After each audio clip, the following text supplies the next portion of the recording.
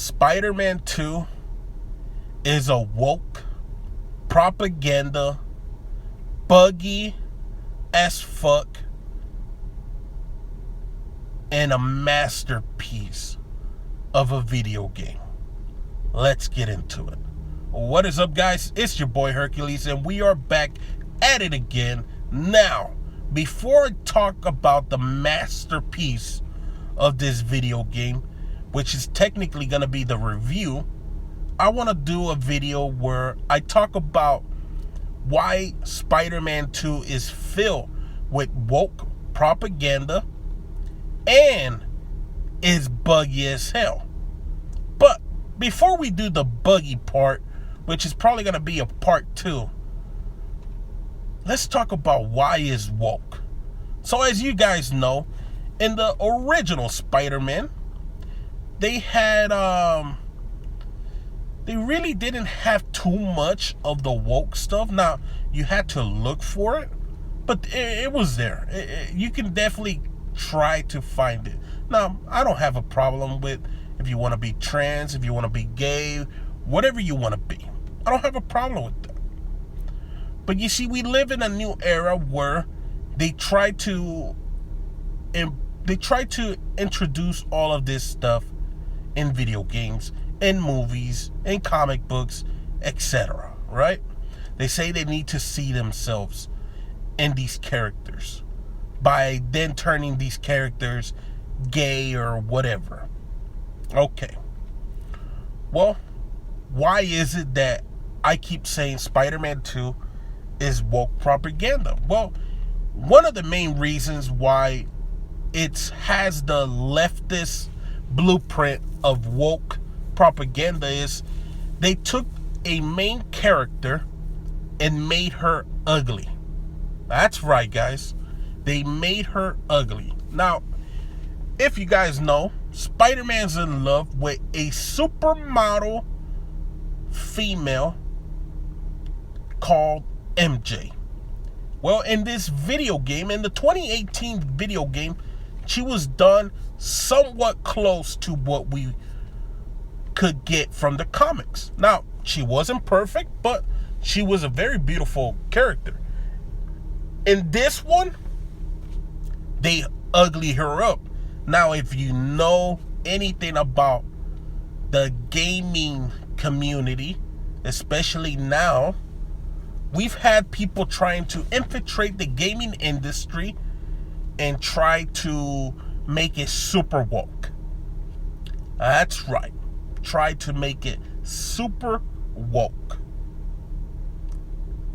In doing so, it looks like Mary Jane took a backseat. They made this character ugly.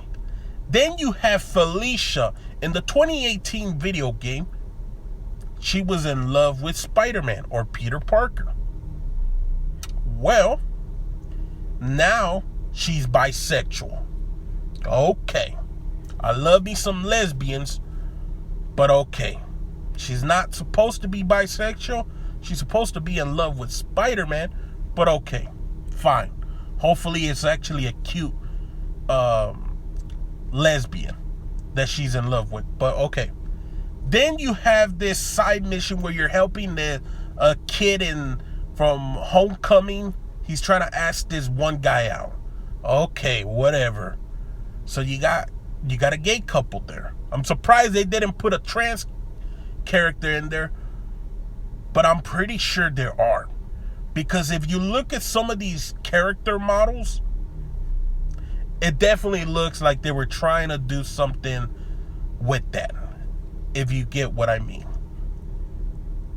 So it has a lot of woke stuff in there. Now, if you're thinking, well, that's just relationship stuff, that's just a character that they maybe changed the design and you don't find attractive. Okay, I get you. Here is where I know they have woke propaganda. You can barely find an American flag.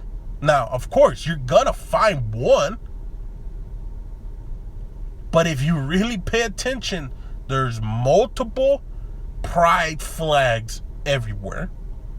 Second, in one of the schools that Miles is at, Brooklyn Visions, there's actually like a school fair or something like that, and they're giving out paper, and if you pay attention to what's on the table,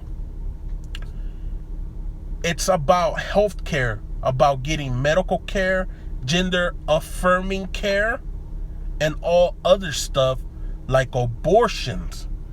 Again, that is woke propaganda. That is politics in video games that should never be in there. Then they have a mission where you're basically doing trying to bring back the black music for your community. Okay, I can see why, because in the first Miles Morales game, he does talk about music, which okay. But if you start to read the dialogue that they put in there after you pass the mission and you're in this black museum of black musicians, you start noticing what they're doing. Another woke propaganda. They start first black women, first this, first that, first this, first that. Oh, and the guy that was stealing the stuff, that was robbing this museum, because you have to return the stuff, all the equipment, the musician stuff, was a white guy. Makes sense, right? Now, the good thing about this game, even though it's filled with woke nonsense, with the woke propaganda, it's not in the main story.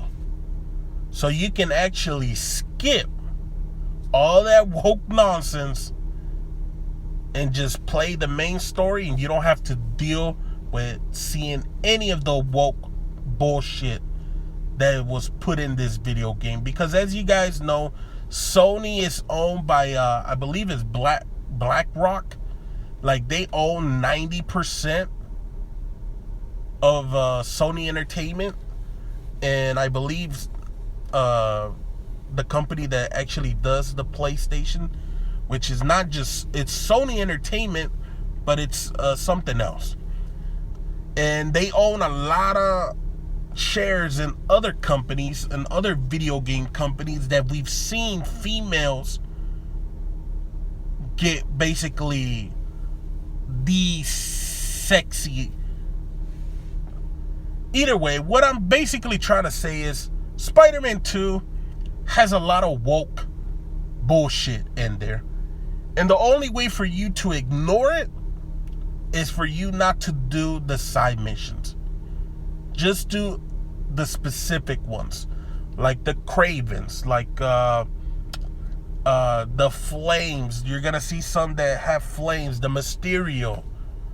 You're gonna see some of those. But even in those, you can actually find some woke bullshit in there if you pay attention. But let me know what you guys think down below. If you guys enjoyed this video, make sure to leave a like, make sure to subscribe, and I'll catch you guys next time. I've ridiculed everyone on the roster. I just want to say from the bottom of my heart, I'd like to take this chance to apologize